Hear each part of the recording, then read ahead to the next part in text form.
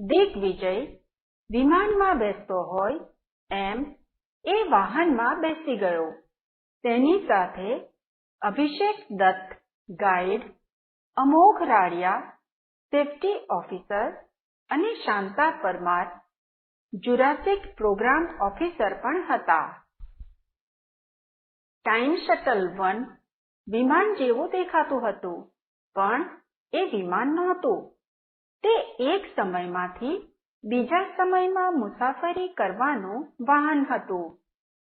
2094ના વર્ષમાં શોધાયેલું TS-1 હજુ પ્રાયોગિક રીતે જ વપરાતું. વિજ્ઞાનીઓ અને સંશોધકો જ તેનો ઉપયોગ કરી શકતા, પરંતુ પૈસાના જોરે દિગ્વિજયે તેમાં મુસાફરી કરવાનો મોકો મેળવી લીધો. દિગ્વિજય તેમાં બેસી જુરાસિક યુગમાં જઈ ડાયનાસોર જોવા ઈચ્છતો હતો. કચ્છ માંડવીના દરિયા કિનારે આવેલા સમય સંશોધન કેન્દ્ર પરથી TS-1 જુરાસિક યુગમાં જવા તૈયાર હતું. બોમ્બ ફૂટે એવા ધડાકા સાથે TS-1 શરૂ થયું. થોડીક મિનિટો સુધી કાન ફાડી નાખે એવો અવાજ ચાલી રહ્યો. ત્રણેય અધિકારીઓ તો પોતાની જ જગ્યાએ શાંત થઈ બેઠા હતા, પણ દિગ્વિજયના ચહેરાના હાવભાવ બદલાઈ ગયા હતા. 3 મિનિટમાં તો TS-1 યાને વીજળીક ગતિ પ્રાપ્ત કરી લીધી. તેની ઝડપ પ્રકાશની ઝડપ કરતા 2 ગણી થઈ ગઈ. વાહનમાંથી આવતો અવાજ બંધ થઈ ગયો. તેમાંથી રોબોટિક ધાતુઓમાંથી ઘસાઈને આવતો હોય તેવો અવાજ સંભળાયો. હવે આપણે સુપર ફોટોન સ્પીડ મેળવી લીધી છે. યાત્રીઓ પોતાની જગ્યાએ ઊભા થઈ. TS-1 હવે આપણે સુપર ફોટોન સ્પીડ મેળવી લીધી છે. યાત્રીઓ પોતાની જગ્યાએ ઊભા થઈ TS-1માં ફરી શકશે.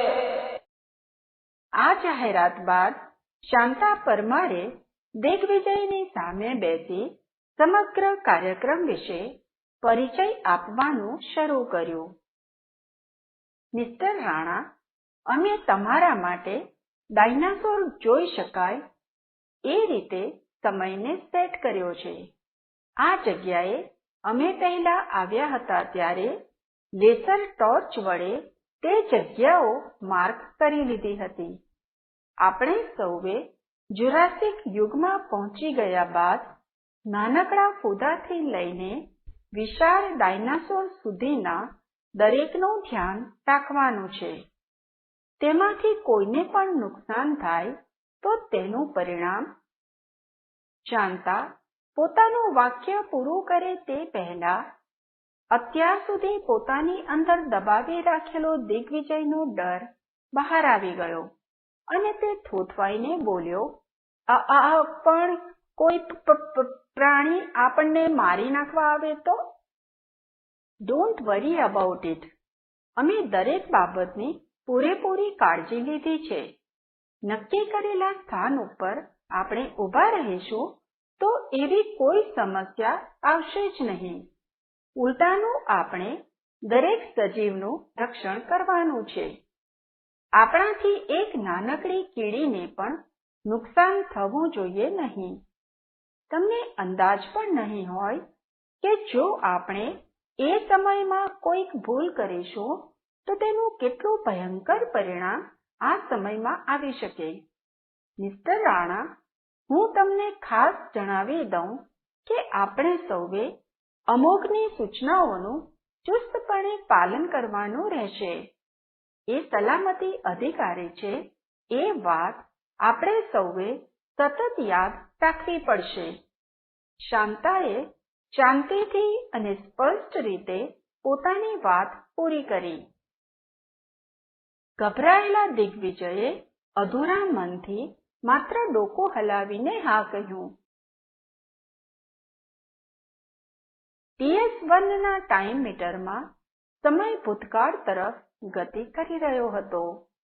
ઈસવીસન 2093, 92, 91, 2050, 2000, 1500, 0, ઈસવીસન પૂર્વે 1, 1000, 20,000, 1,00,000, 40,00,000, અંતે ડાયલ ઉપર ઈસવીસન પૂર્વે 14 કરોડ વર્ષનો અંક ચમક્યો અને ઘરઘરાટી કરીને શટલ અટક્યું.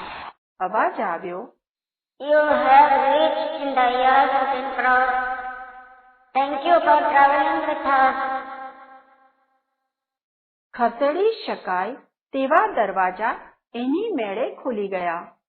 હરિયાળી અને ભીની ભીની સુગંધવાળી વિશાળ પૃથ્વી આછા આછા સૂર્યપ્રકાશમાં ચમકી રહી હતી. સફેદ ધાતુ જેવી એક પગદંડી પૂર્વ તરફ જતી હતી. અમોઘે તેના લાક્ષણિક ઘેઘૂર અવાજમાં સૂચના આપી, મિસ્ટર રાણા, તમે માત્ર આ સફેદ ખાસ આપણા માટે તૈયાર કરેલ પગદંડી પર જ ચાલી શકશો. એના ઉપરથી એક ડગલું પણ આજુબાજુમાં મૂકી શકશો નહીં. આવી હરિયાળી જગ્યા અને સુંદર ફૂલ છોડ જોઈને હવે દિગ્વિજય ભયભીત નહોતો. તેને તે જગ્યા તેના મહેલ જેવા ઘરના આંગણામાં આવેલા બગીચા જેવી લાગવા માંડી. તેણે અમોઘ સામે રૂઆબથી જોઈને પૂછ્યું, એમ? મને કોઈક ફૂલ ગમી જાય તો હું એકાદ ડગલું બહાર મૂકી તેની નજીક જઈ તે ફૂલ તોડી પણ શકું. એમાં શું ખોટું છે? શાંતા મનમાં ગુસ્સે થઈ, પણ સ્વસ્થ થઈને ફરી વિસ્તારથી સમજાવ્યું કે દરેક સજીવ કેટલો અગત્યનો છે. આ સમયમાં જો આપણા વડે કોઈ પણ સજીવને નુકસાન થશે તો તે અનિચ્છનીય પરિણામો આપશે. જો તમે એક પણ જીવજંતુને ભૂલથી નુકસાન કરશો તો આપણે ક્યારેય ન જોઈ હોય તેવી સ્થિતિ પેદા થશે.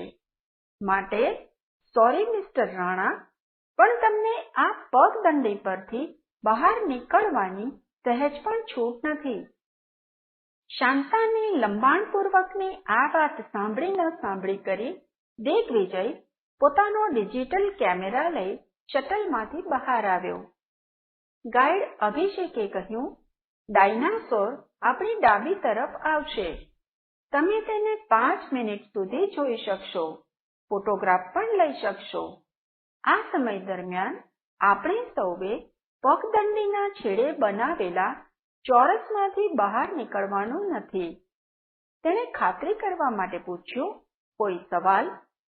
કોઈએ કંઈ પૂછ્યું નહીં. અભિષેક પાછળ પાછળ સૌ નિશ્ચિત કરેલી જગ્યાએ પહોંચ્યા. થોડી ક્ષણોમાં ધડ ધડ ધડ એવો અવાજ સંભળાવા માંડ્યો. જાણે લાકડાની છત પર હજારો સૈનિકો કૂચ કરતા હોય તેમ કોઈકના ચાલવાના અવાજથી જમીન ધ્રુજી રહી હતી. દિગ્વિજયની આંખો ચકડવકડ થતી હતી. એ કશું પણ વિચારે એ પહેલા તો ડુંગર જેવડું એક વિશાળ ભયંકર ડાયનાસોર એ ચોરસની સામે આવીને ઊભું રહી ગયું. તેના પગ વિશાળ વડના થડ જેટલા જાડા હતા. તેનું મસ્ત મોટું પેટ એક સાથે 30 હાથીઓને સમાવી લે તેવું હતું. થડ ઉપર એક વિચિત્ર અને ન ગમે તેવી ગંધ ફેલાઈ ગઈ હતી. અચાનક અકારણ ડાયનાસોરે દિગ્વિજય તે સાંભળી ચક્કર ખાઈ ગયો. જો અમોઘે તેને પકડ્યો ન હોત તો ત્યાં જ પડી ગયો હોત. ડાયનાસોરે પોતાની ડોક બીજી તરફ કરી એટલે દિગ્વિજયે પોતાનો ડર છુપાવી અમુક પાસેથી પોતાનું બાવડું છોડાવી રૂઆબ સાથે કેમેરા ડાયનાસોર તરફ કર્યો. એટલામાં તો ડાયનાસોરે ફરી ઘટના કરી. આ વખતે પહેલા કરતા પર વધુ ભયાનક અને ડરામણી. જે ઘટના સામે દિગ્વિજય ટકી શક્યો નહીં. તેના હાંજા કગડી ગયા અને કોઈ કશો વિચારે તે પહેલા તે જીવ લઈને ભાગ્યો. ડરના કારણે દિશાભાન રહ્યું નહીં અને શટલ તરફ જવાને બદલે જંગલ તરફ દોડી ગયો. ડાયનાસોર એની પાછળ જાય એ પહેલા અમોઘે ઝડપથી પોતાની બંદૂક ખભા પરથી ઉતારી અને 2 નાનકડા રોકેટ ડાયનાસોર તરફ માર્યા. તે રોકેટ ખાસ આવા સંજોગો માટે બનાવવામાં આવ્યા હતા. અમોઘનું નિશાન અચૂક હતું. ડાયનાસોરે એક ઝટકો ખાધો અને ત્યાં બેભાન થઈને પડી ગયું. થોડાક સમય પછી ડાયનાસોર ઊભું થયું. સૌ જોઈ રહ્યા, કઈ બાજુ જશે એમ વિચારતા રહ્યા. હાશ! ડાયનાસોર લંગડાતા પગે જંગલમાં દિગ્વિજય ભાગ્યો હતો તેની વિરુદ્ધ દિશામાં જઈ રહ્યું હતું. ત્રણેય જણે રાહત અનુભવી કે ડાયનાસોરને કોઈ નુકસાન નહોતું થયું. ત્રણેય નિશ્ચિત કરેલી પગદંડી પર ચાલીને પાછા શટલ તરફ આવ્યા. હવે શાંતા અને અભિષેકને દિગ્વિજયની ચિંતા થઈ. અમોઘને ગુસ્સો આવ્યો. અભિષેકે દિગ્વિજયનો કેમેરા શટલમાં મૂક્યો. અમોઘ પોતાની રાઇફલ શટલમાં ગોઠવી રહ્યો હતો. એટલામાં કાદવથી ખરડાયેલો દિગ્વિજય ફાંફળો ફાંફળો દોડતો દોડતો આવતો દેખાયો. તેની આંખો ડરથી સફેદ પૂણી જેવી થઈ ગઈ હતી. આ જોઈને તો અભિષેક અને શાંતાની દિગ્વિજય માટેની ચિંતા ગુસ્સામાં ફેરવાઈ ગઈ. શાંતા ગુસ્સાભર્યા અવાજમાં બોલી, તમે માફ ન કરી શકાય એવો ગંભીર બખેડો કર્યો છે, પણ આ મૂર્ખને હવે શું કહેવું એમ વિચારી તેને શટલમાં બેસાડ્યો. બારણા બંધ થયા અને શટલ પરત 2094માં આવવા નીકળી પડ્યું.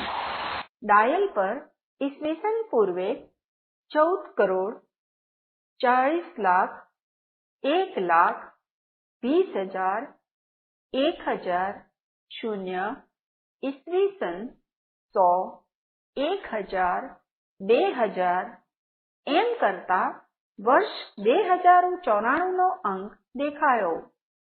ગડગડાટી કરી શટલ જેવું બંધ થયું કે તરત જ દિગ્વિજય આનંદથી બોલી પડ્યો, હાશ! ઘરે પાછા આવી ગયા.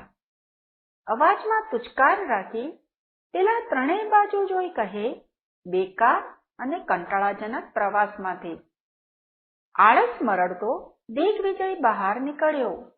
ત્રણેય તેને તીખી નજરે જોઈ રહ્યા હતા. કાદવથી ખરડાયેલા તેના કપડાં અને બૂટ પર માટીના લોંદા ચોંટેલા હતા. દિગ્વિજયે નીચે ઉતરીને તરત જ તે ત્રણેય સામે રોફ મારતા પૂછ્યું, શું જોઈ રહ્યા છો? શાંતાની નજર તેના બૂટ પરની માટીમાં ચોંટેલા એક પતંગિયા પર પડી. દિગ્વિજય તે મરેલા પતંગિયાને ઉખાડી ફેંકતા બોલ્યો, નક્કામો, લાખો વર્ષ જૂનું પતંગિયું. શાંતા હવે શાંત રહી શકી નહીં.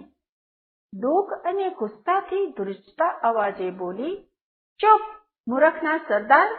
આમ સામે જો, તે એક નાનકડા પતંગિયાને કચડી નાખીને શું કરી નાખ્યું છે? દિગ્વિજય ફાટી આંખે જોઈ રહ્યો. પ્રયોગશાળાની જગ્યાએ સાવ વિચિત્ર લાગતું એક બાંધકામ હતું. તેમાં બેઠેલા જીવ તદ્દન કઢંગા અને બિહામણા લાગતા હતા. દરિયાને બદલે છેક ક્ષિતિજ લગી રણ ને રેતી જ હતા. પાણી, ઘાસ, વૃક્ષ, ફૂલો કંઈ જ ન હતું. ધોળાફક આકાશમાં આગ વરસાવતો સૂરજ અસહ્ય ગરમી ઓકી રહ્યો હતો. ન કોઈ કલશોર, ન માનવોનો ગણગણાટ, હતો માત્ર ભયંકર સન્નાટો.